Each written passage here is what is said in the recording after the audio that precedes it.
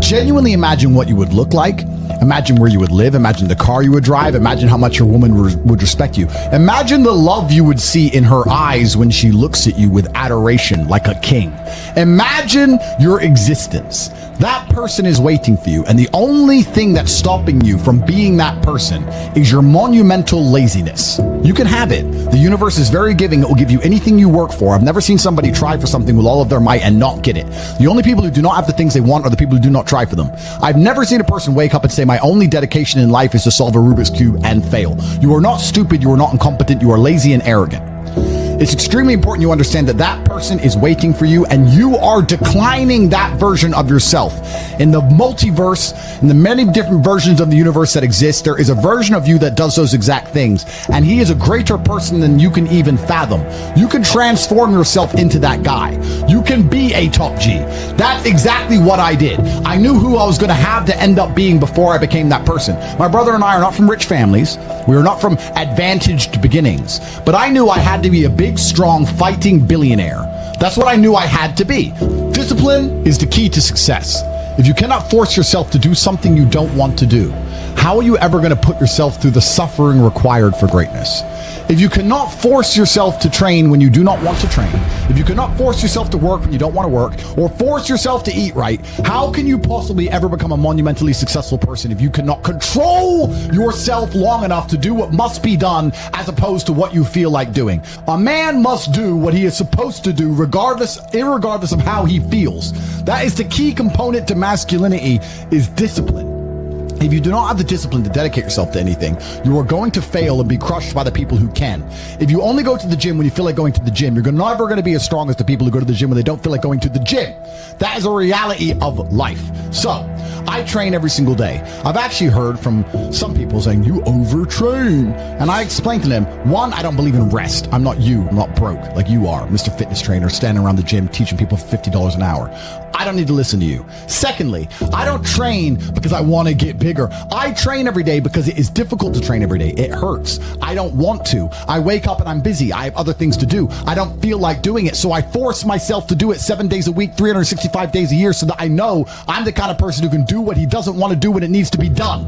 I am that man. And it's more of a mental exercise than a physical exercise at this point. How can you ever outcompete me if I can force myself to do the things I don't want to do and you cannot? Discipline is absolutely essential for success, and you need to get very comfortable and very used to the idea of understanding that on your path to greatness, there are going to be long periods of time where you hate what you are doing, where you are dissatisfied with the actions you must undertake, where you are tired, where you are stressed. That is why it is difficult. That is why most people won't make it. What's a manager? What's a leader? The simplest way that I can describe it is just that the leaders are the people that people can go to that aren't you. It's almost never they know how to run ads, they don't know how to run ads. There's plenty of people who are competent, they're good technicians, they understand the role, they understand media, they understand sales, they understand whatever.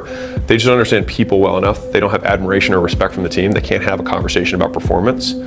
So they just say, I'm telling everyone to do it, but they're not doing it. It's like, yeah, and so now what? A manager will be like, they'll just tell you that. A leader will say, so-and-so wasn't doing it. I had a conversation with them, and I think that, we set out a good plan for them, and I think they're gonna pull through.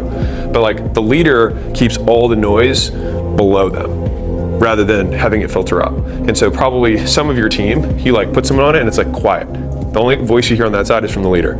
If you hear many voices from something where there's a leader, they're not a leader. Likely you aren't achieving your potential is because you are still acting like a child. And for me, the difference between a boy and a man has nothing to do with your age. I had to go from a boy to a man at a very young age. The difference between a boy and a man is responsibility. You become a man when you take full ownership and full responsibility of your life. Most of you are thinking that someone is going to come and rescue you. Most of you want to run away from reality instead of towards reality. You have made a cozy home inside of your head where you think you can escape and you just feel like you're not failing. Meanwhile, in real life, your problems keep piling up non-stop. I need you to understand that this is the boy. The boy is the version of you who needs to be protected and can't handle and face reality. And look, I get it. There's a deep desire to protect that version of yourself, because a warning for you, the day you go from a boy to a man, aka you stop absolving yourself a responsibility, you start to run towards responsibility, not away from it, it's very hard to go back. But unfortunately, you have to kill him. it simply doesn't serve you anymore. Kill the boy and the man will become the only thing that's left. And once you have done that, you will see a new side of yourself. The side of yourself that gets shit done ruthlessly. The side of yourself that you need.